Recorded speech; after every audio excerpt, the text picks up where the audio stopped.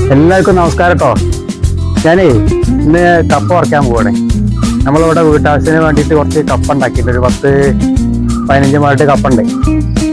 അപ്പോൾ അതിൽ എന്തൊന്ന് പറിച്ചു നോക്കാം നമുക്ക് എങ്ങനെ ഉണ്ടെന്ന് അറിയാലോ.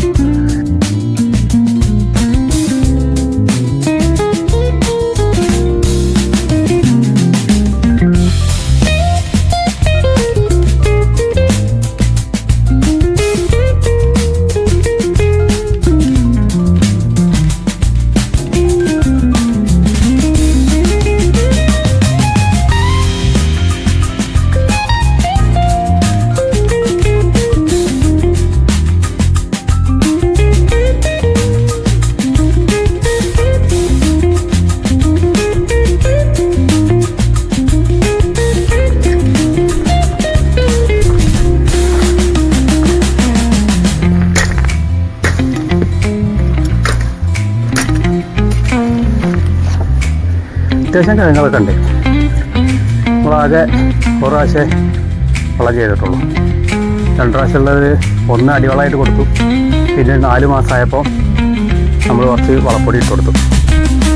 അപ്പോൾ നമ്മൾ വളം കൊടുത്തത് ചാരമാണ് കേട്ടോ കൊടുത്തത്. ആദ്യം അടിവളമായിട്ട് നമ്മൾ ചാരം ഇട്ടു.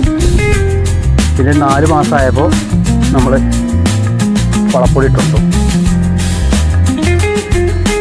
അപ്പോൾ അത് ഇതെങ്ങനെയാണ് നടുന്നത് എന്ന് ഞാൻ കാണിച്ചു തരാം. നമുക്ക് ഈ തണ്ട് തന്നെ നല്ല തണ്ട് നോക്കിയിട്ട് നല്ല തണ്ടാണ് ഇതൊക്കെ. നല്ല തണ്ട് നോക്കിയിട്ട് നമുക്ക് നടാം. ഇപ്പോൾ പറിച്ച സ്ഥലത്ത് തന്നെ നമുക്കൊരു കൊമ്പ് വെക്കാം കേട്ടോ. അപ്പോൾ നമുക്ക് കൊമ്പ് വയ്ക്കുന്ന രീതി പറഞ്ഞില്ല.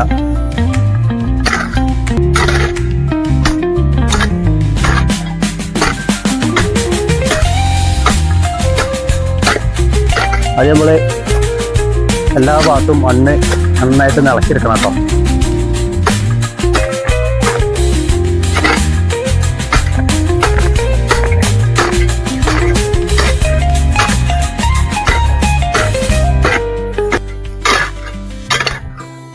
അപ്പോൾ നമ്മള്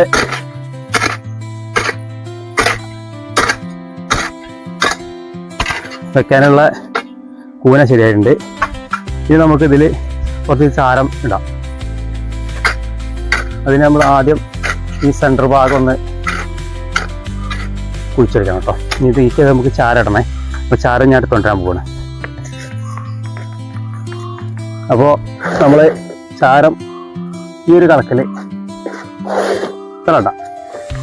ഇത് നമ്മൾ നന്നായിട്ടൊന്ന് യോജിപ്പിക്കുക.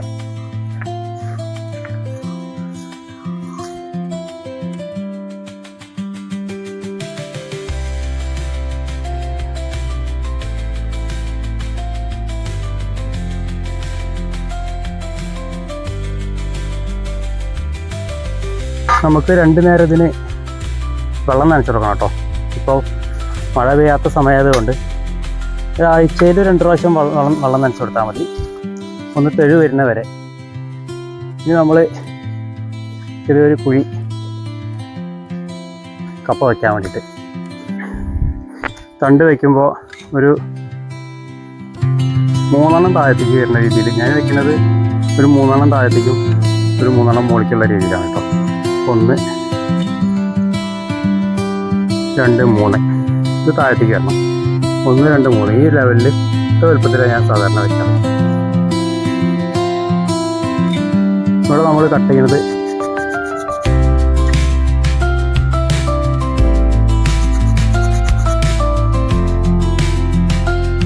ഇപ്പോൾ ഭാഗത്തു നിന്നാണ് മേടി കഴിഞ്ഞാൽ തന്നെ ഞാൻ കിട്ടും. ഇതുകൊണ്ട് വല്ലൊന്ന് ഇതാക്കിയിട്ട് ഇവിടെ വെച്ച് ഇങ്ങനെ അമർത്തി കൊടുക്കണം കേട്ടോ. നമ്മൾ ഇതെടുത്തിട്ട് കുത്താൻ പാടില്ല. 1 2 3 ഭാഗം മുകളിൽ വരുന്ന രീതിയിൽ നന്നായിട്ട് അമർത്തി കൊടുക്കുക.